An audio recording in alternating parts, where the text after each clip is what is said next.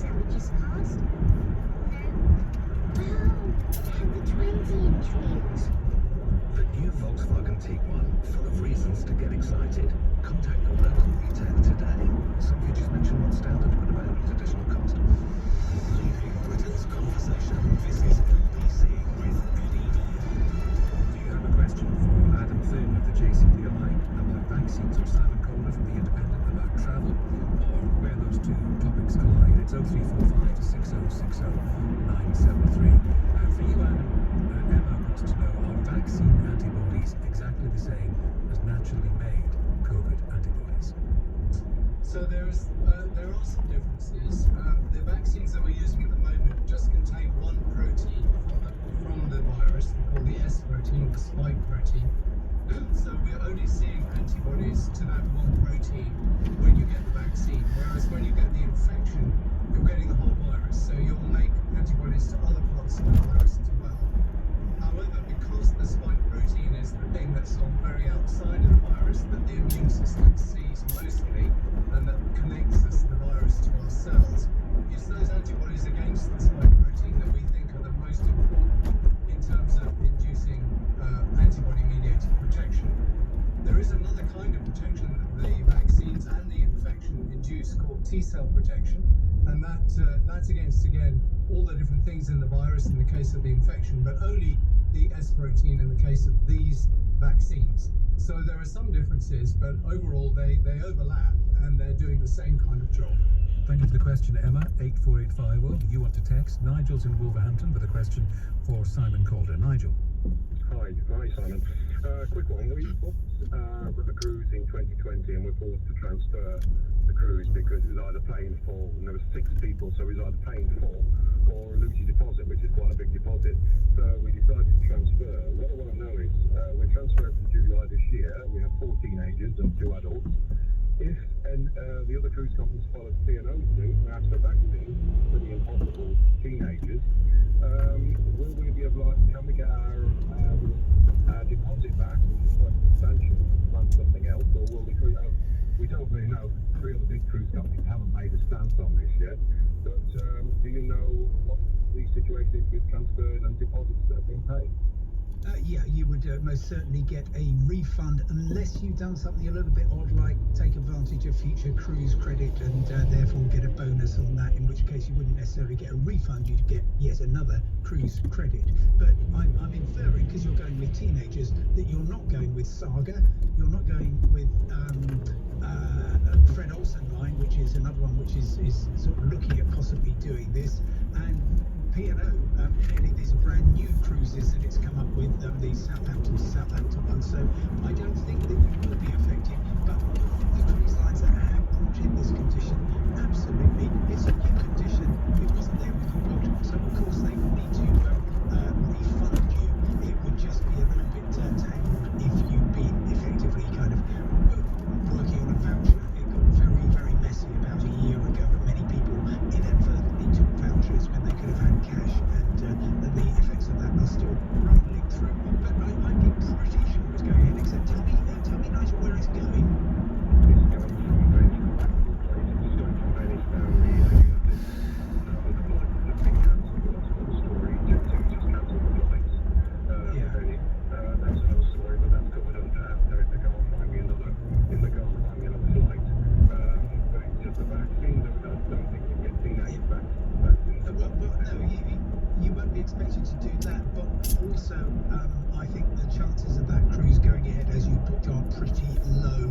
Europe, while we're doing fantastically well because of the vaccine program here, is doing extremely badly, and any cruise is incredibly complicated because not only have the Italians got to be happy with it, but you're presumably calling in at various ports in Croatia, and maybe Montenegro, Greece, Italy perhaps, and all of those places will have their own rules, and they won't necessarily, with the greatest respect, be delighted to see you and 3,000 other people getting off a ship in their house, in their home. Adam, can I ask you a question related to all of this, and in a sense it's at the heart of why we're having this discussion tonight. When we think about travel, if things stay as they are, Adam, with the UK having a very high vaccination rate and some other European countries having a much lower vaccination rate, and the numbers are surging, the COVID numbers surging in some of these countries. Are we, by definition, putting ourselves at greater risk if we travel to those places than if we stay in the UK? Yes, absolutely. So if you go somewhere where there's more COVID, then you're putting yourself at a greater risk. None of the vaccines provide 100% guaranteed protection against infection, nor against illness. They're very effective, actually, at preventing serious illness. But nevertheless, there are people who come into hospital, and we're seeing them in Bristol every day, who have serious COVID, who've been vaccinated. So these vaccines are effective, but they're not an absolute guarantee. Furthermore, if you go to another part of the world where there's circulating COVID, SARS-CoV-2, that could be a different strain of the virus, which you might be less well protected against than you are against the strains currently circulating in the UK. So, unfortunately, as long as this pandemic is going on, there are going to be headaches and concerns around travel. And Simon, just on that very point, those cold, hard facts, those medical realities, as much as many people do want to get away and are desperate, I wonder how much those cold, hard facts will make people decide, this year maybe I'll stay at home. Oh, there's most certainly a cohort of people like that, but I think they've kind of already decided they're going to give it a miss this year, see how people like me and possibly you, Eddie, will actually get on in the places we're allowed to go to. But certainly, if there are particular countries with high rates of COVID, the government's made it absolutely clear it's not shy of telling people it is illegal to go to these places. This is unprecedented time for travellers in terms of what the government tells us we can and cannot do. But it's entirely possible from the 17th of May, they said, yes, here's a list of short list of countries you can go to, places like Israel, where they've had great success, and here's a much longer list of places we're not going to let you go to. Simon, thank you. Here's Sue in Bedford now with a question, I think, for Adam. Sue, what do you want to know?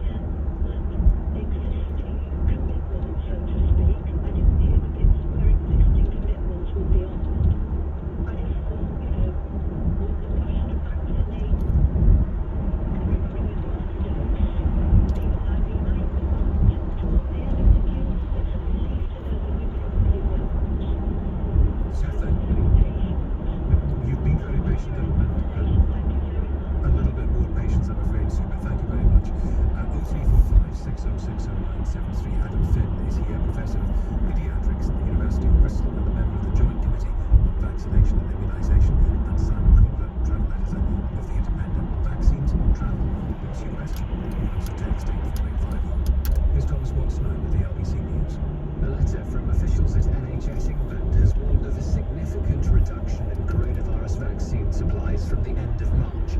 Inoculation centres have been told to avoid taking any further bookings through April. A long-awaited report has found the Football Association did not do enough to keep children safe from abusers. The governing bodies issued an apology to hundreds of survivors of historical sexual abuse. The Scottish Transport Secretary's confirmed plans to nationalise the country's rail services.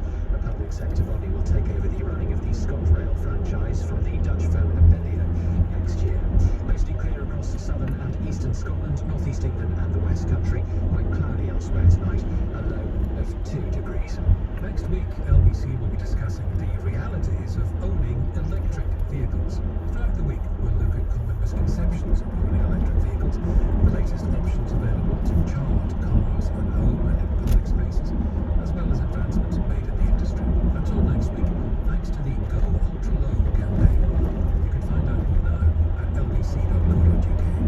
I'm Eddie Bear, you're listening to LBC at 6:32. Make Ferrari at breakfast. LBC. This is Secretary Petticoat, government initiative now to drive down emissions from industries and public buildings, creating and supporting 18,000 jobs, which is obviously good news. Can I speak about some people who already are in jobs? Those would be our nurses and others NHS staff who are offered a 1% pay rise, but you've just found £1 billion to spend here. Pay services that have their pay review, and I'm sure will come to a reasonable decision. Can I take from your expression reasonable decision that there's likely to be a some form of pay lift in the pay proposals and that while things are only under review, if that makes sense, let's give them some extra money. Make Ferrari at breakfast. Weekday mornings from 7. LBC. So your accountant does your audit for you, looks at your accounts, calculates your tax, stuff like that. But do they look at your business model and give you long-term advice to help your business grow? And most importantly, are they looking after you, the owner? At Barnes Roof, our partners get to know their clients and want to become part of their team. Is it time to see what we can do for you? Arrange your free consultation today at barnesroof.com. Clever accountants for business. Every front door unopened, every trip unmade, every overtucked snooze button, every commute from bedroom to kitchen table, every click, every call, every meeting. Everyone who can and does work from home is helping stop the spread of COVID-19, because the less we leave home, the less likely we'll come into contact with the virus. Everything we're doing is making a difference. Let's keep going. Stay home, protect the NHS, save lives. Whether you're starting your business Or starting to get noticed, spotting typos, or spotting trends, making a difference, or making a deadline, moving on up, or moving online, sealing a deal, or sealing a leak, reading the room. or your first 5-star review. At Superscript, we know that business never stops. So go all in with Superscript and leave the details to us. Monthly business insurance shaped around you. Government guidance still requires everyone to stay at home and only travel for legally permitted reasons. Now children are back at school, please walk or cycle whenever possible. If you have to use a bus to get to school, we're running priority services for school children. Look out for the bright green sign. These buses are for school children. And remember, everyone aged 11 and over must wear a face covering on all buses unless they are exempt. To the Mayor of London and TfL, every journey matters. Your open plan office. It might be quiet now, but what about when it starts to get busy again? And social distancing could be tricky. So don't wait.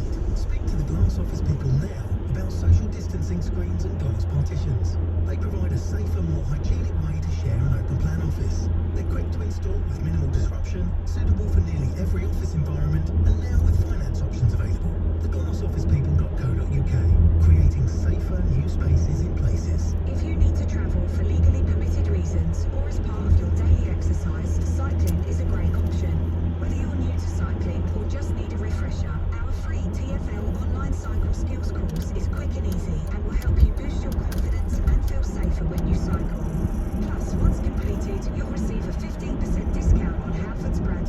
accessories. Conditions apply. For more details, search TfL Cycle Skills.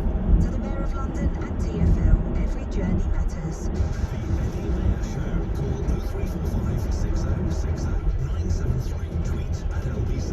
Text 84850. This is LBC. More from Adam Finn of the JCVI and Simon Calder of The Independent in just a second. If you were listening to Prime Minister's questions today, as I was on LBC News, you'll have heard the to and fro between Keir Starmer and Boris Johnson. A lot of it was about how to protect women. There was talk about legislation.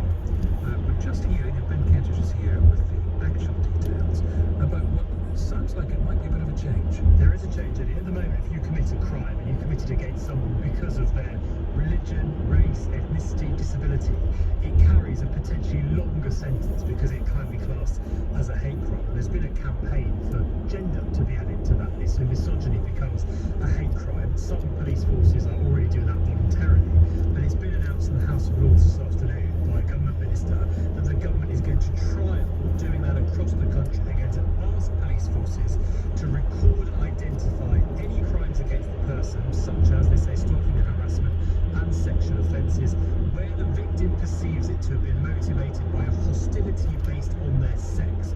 It's quite a significant change, and it's one that many campaigners have been calling for some time. Let's get live reaction from the Labour MP Stella Creasy, who is one such campaigner. What do you think? Welcome. Well, we're obviously delighted. This is a campaign we've been working on for a number of years now with a large range of grassroots organisations who represent women's organisations, hate crime campaigners, community organisations, all recognising the evidence from the police forces that are already taking this approach about the benefits it has. That means that the police have much better intelligence about the violence and harassment that women face, and also women feel much more confident coming forward to report crimes because they know it's going to be taken seriously. And this is just the first half of what we need to do. We now need in the sentencing bill the government to bring forward the results of the Law Commission review into this, which recommended that misogyny be part of our hate crime framework, so that our courts recognise where people are targeting women for not misleading women. That is unacceptable. We send the message to the sentencing system too. Thank you. The Labour MP Stella Creasy. With us, Adam Finn of the JCVI, Simon Calder of The Independent. And Lizzie has a question for you, Adam Finn, on text. Does the immunity from the first vaccination continue if a person doesn't have the second vaccination? Does the immunity fall away?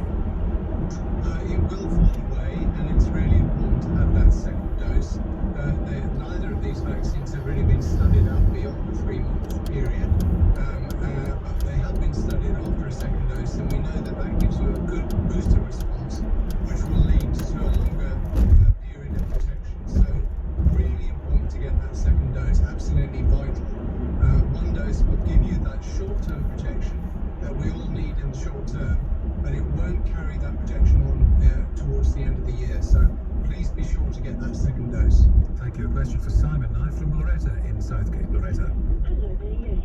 My daughter's a university student, and this should be her Erasmus year, her year abroad. She's currently waiting to go to Spain. She has all her documentation in order, and I'm just wondering if you could tell me if, as a student, firstly, she's likely to be allowed to travel, and if so, when? Because we seem to be getting mixed messages from lots of people. Some people we know have managed to get through, others have been turned away in Spain, others have been turned back in the UK. Very confusing situation at the moment. Look, I'm really sorry, Loretta. It doesn't look great at the moment. What we've got now is the intersection between Brexit and COVID, and as a result of what's called the Mutación Inglés in Spain, which is clearly causing all sorts of problems. Now that the UK is no longer in the EU, it has, along with many other countries, effectively kind of banned us. Normally, education is allowed for, but my understanding is that the Spanish have simply said, look, we're not taking any chances. We're very sorry. If you've got educational reasons for going there, of course you can leave the UK, but we're not going to let you in. So I'm afraid just have to keep on hoping that that will be toned down sometime, perhaps when our rates get even better. Thank you, Loretta. 0345 6060 973. If you have a question for Adam or Simon, an email from I don't have a name on this, but the question is very pertinent. If somebody, this is for you, Adam, if somebody already had COVID, do they need to get the vaccine, and if so, why? Yes, they do. the protection you get from getting COVID is quite variable between people. And as I mentioned a little earlier, we only know that it provides a reasonably good protection for up to 6 months. So getting that extra protection from the vaccine is really important. And in the UK, the JCVI has decided to not make any distinction between people who had or haven't had COVID, proven COVID. We're offering the vaccine to people regardless of that and advising them to get both doses. So absolutely go forward, get the vaccine if you had COVID, because you need that extra protection. Thank you both. So grateful to you. Adam Finn, Professor of Paediatrics at the University of Bristol, a member of the Joint Committee on Vaccination and Immunisation, and of course Simon Calder, Travel Editor of The Independent. We are going to stay with the subject of COVID now, of course, because as always around this time we bring you all the COVID headlines in one place. With your COVID report, here's LBC's Charlotte Lynch.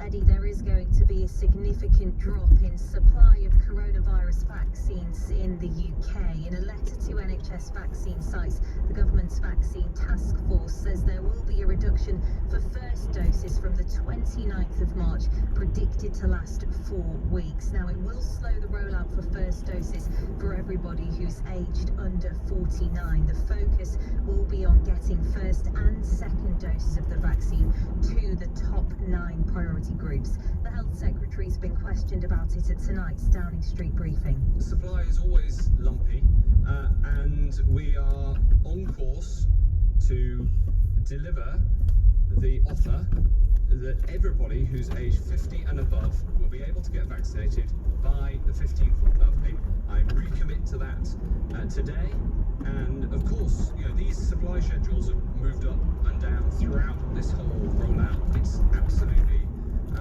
part of the course, and it is that's why it's that is a normal operational letter. There is enough supply, and we have the NHS across the UK ready to be able to deliver on the offer of a vaccine to all over 50s by the 15th of April. Matt Hancock there insisting the rollout is still on track. He also says this will not delay the easing of COVID restrictions. It's as Boris Johnson's revealed he is due to receive the Oxford AstraZeneca coronavirus vaccine. I've finally got news that I've got to have my own jab, Mr. Speaker, very shortly. I'm pleased to discover I don't know whether the right honourable gentleman's had his, he's had his, but it will certainly be Oxford AstraZeneca that I will be having. Now, this comes as some European countries suspended its use over a small number of reports of blood clots. Regulators in the World Health Organization say there have only been a handful of cases with no suggestion that they are linked to the jab. Speaking from Downing Street, Professor Jonathan Van Tam sought to reassure people. There's no proven association with the blood clots, and we have very clear evidence that these vaccines are beneficial and save lives from what is otherwise, for some people, particularly the ones we are targeting, a potentially lethal disease. The European Commission President Ursula von der Leyen has threatened to block the export of vaccines to the UK. She's criticised the British-Swedish firm AstraZeneca for having underproduced and underdelivered to the bloc. The Pfizer vaccine, of course, is being produced in Germany and Belgium, and Downing Street has urged the EU to stand by its commitment not to restrict vaccine exports. Our latest figures